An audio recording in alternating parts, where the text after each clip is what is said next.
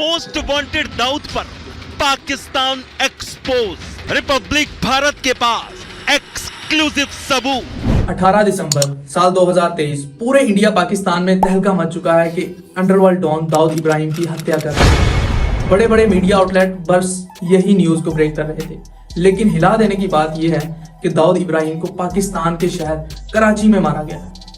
उसकी मौत जहर खाने से हुई है। दाऊद इब्राहिम का नाम सुनकर मौत भी कांपती है, क्योंकि कितने लोगों को मौत के घाट उतार दिया है दाऊद इब्राहिम ने कभी ये गिना भी नहीं। दाऊद इब्राहिम की मौत से इंडिया इतना खुश क्यों? और अंडरवर्ल्ड डॉन दाऊद इब्राहिम की लाश उनके आबाई का खेड़ रत्नागिरी महाराष्ट्र भारत ले जाई गई या नहीं, और मौत से एक दिन पहले की उनकी ऑडियो कॉल भी सामने आ चुकी है। अस्सलाम वालेकुम भाईजान।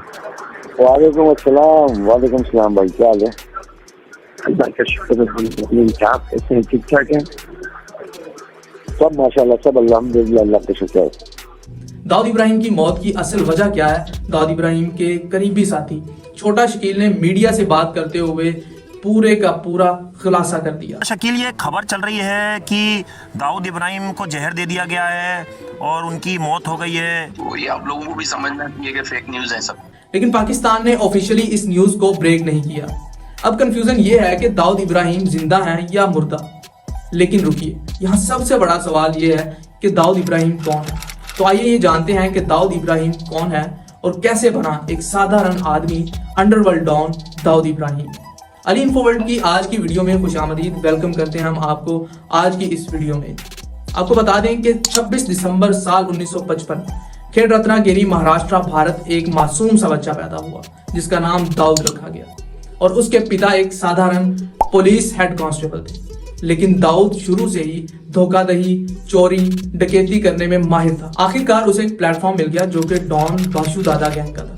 साल 1970 में दाऊद इस गैंग से अलग हुआ और अपने बड़े भाई शबीर इब्राहिम कास्कर के साथ मिलकर गैंग बना डाला। ऑपोजिट पठान गैंग के हाथों शबीर के मारे जाने के बाद वो अपने गैंग का वाहिद बॉस बन गया था, जिसे डी कंपनी के नाम से जाना जाता था। इसके बाद वो अपनी बुनियादी तौर पर सोने की स्मगलिंग, रियल एस्टेट, भत्ताखोरी और मंशियात की स्मगलिंग में मुलव्वस था।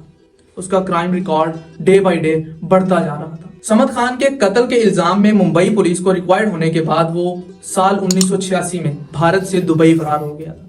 अगले सालों में इसने अपने सेकंड इन कमांड छोटा राजन की मदद से अपने गैंग को मजीद फैलाया। इसके गैंग के 5000 से ज्यादा मेंबर थे और 1990 की दहाई के शुरू तक सालाना करोड़ों रुपए तक की आमदनी हासिल कर रहे थे। इतना ज्यादा पैसा कमा रहे थे। इसे भारतीय हुकूमत ने 1993 के मुंबई हमलों के मास्टरमाइंड में से एक के तौर पर नामजद किया था। हमलों के बाद वो दुबई से कराची फरार हो गया, जहां तक कहा जाता है कि वो आज तक मुकीम है। वहां आज भी रहता है, कराची के अंदर, पाकिस्तान के अंदर। उसके बाद इसे एक दहशतगर्द करार दे दिया गया। फिलहाल इब्राहिम की मुजरमाना सरगर्मियां कुछ यूं हैं: दहशतगर्दी की फंडिंग करता है, मंशियात की स्मगलिंग, बंदूक चलाने, भत्ताखोरी और मनी लॉन्ड्रिंग, उसके ऊपर अभी ये इल्जाम हैं। इन्होंने कराची, दुबई और भारत में रियल एस्टेट में भी भारी सरमायाकारी, बहुत ज्यादा पैसा कमाया है। वो ज्यादातर हवाला निजाम को कंट्रोल करता है, जो सरकारी एजेंटों की नजर से बाहर पैसों के भेजने के लिए आमतौर पर इस्तेमाल होने वाला एक गैर सरकारी निजाम है। लश्कर तैयबा के जरिए गुजरात में बढ़ते हुए हमलों की माली मुआवनत से मुंसलिक था। साल 2006 में हुकूमत हिंद ने पाकिस्तान को इब्राहिम समेत 38 इंतहाई मतलूब मुजरमों की फहरिस्त पेश की। इसके जुर्म का सिंडिकेट पूरे एशिया, यूरोप और अफ्रीका में फैला हुआ है। इसकी कमाई का 40% से ज्यादा हिस्सा हिंदुस्तान से आता है। अब हम असल स्टोरी की तरफ बढ़ते हैं कि आखिरी 11 महीनों में पाकिस्तान में इंडिया के मोस्ट वांटेड 20 से ज्यादा क्रिमिनल्स की हत्या हो चुकी है। कुछ लोगों का कहना है कि इन क्रिमिनल्स को इंडियन इंटेलिजेंस रॉ एजेंसी चुन चुन कर मार रही है। लेकिन पाकिस्तान के एक प्रोमिनेंट जर्नलिस्ट आरिफ अजाकिया क्या कह रहे हैं, उनकी जुबानी ये सुनते हैं। और फिर उनकी अलग अलग 10-15 रेसिडेंस होती हैं और फिर उनको इधर रखना उधर रखना। दर्द है सर, ऊपर से काम के किसी है नहीं। यू नेवर नो कि आईएसआई खुद सफाई कर। आपने जैसा कि सुना कि इन्होंने तो ओपनली आईएसआई का नाम ले लिया, लेकिन दूसरी तरफ प्रोमिनेंट मीडिया चैनल ये कह रहे हैं कि पाकिस्तान गवर्नमेंट खुद ऑपरेशन करके इन क्रिमिनल्स को खत्म कर रही है। लेकिन दूसरी तरफ ऐसे भी कहा जा सकता है कि इंडियन इंटेलिजेंस रॉ ये काम कर रही है, क्योंकि अगर कुछ साल पीछे साल 1980 में एक नजर दौड़ाएं तो पता चलता है कि भारत ने पाकिस्तान में रहने वाले इंडियन क्रिमिनल्स को चुन चुन कर मारा था और पाकिस्तान में बदअमनी उस वक्त उरूज पर पहुंच गई। लेकिन अब आपको बताते हैं कि अंडरवर्ल्ड डॉन दाऊद इब्राहिम अभी तक जिंदा है और ये खबर भी है कि दाऊद इब्राहिम को जहर दिया गया था, लेकिन अब वो रिकवर हो चुका है और बिल्कुल ठीक है। और न्यूज़ 18 पर दाऊद इब्राहिम के राइट हैंड छोटा शकील ने स्टेटमेंट देते हुए कहा है कि दाऊद की 26 दिसंबर को बर्थडे है और वो धूमधाम से मनाएगा हर साल की तरह। और इंडिया टुडे ने एक ऑडियो पब्लिश किया था जिसमें दाऊद इब्राहिम ने अपने दोस्त फारूक से बात कर रहे थे, जो कि उम्रा पर गए थे सऊदी अरब में। उनसे वो लुई विटॉन के शूज मंगवा रहे हैं। अब इंडिया के खुश होने की असल वजह आपको बताते हैं कि दाऊद इंडिया का one of the first gangster turn to terrorist, जिसने साल 1993 में 13 बम ब्लास्ट करवाए थे। इंडिया से भागने के बाद दाऊद इब्राहिम कई सालों तक दुबई में रहा और फिर साल 1990 में दाऊद ने शेख दाऊद हसन इब्राहिम के नाम से कराची के एक पॉश एरिया क्लिफ्टन में रह रहा है, वहां पे अपनी पनाह ली। अब इंडियन गवर्नमेंट ने दाऊद के कराची में होने के सबूत पाकिस्तान को देकर इंडिया एक्स्ट्राडाइट करवाने की रिक्वेस्ट भी की है और इंडिया के बकौल पाकिस्तान ने दाऊद को आईएसआई और आर्मी की प्रोटेक्शन में रखा है।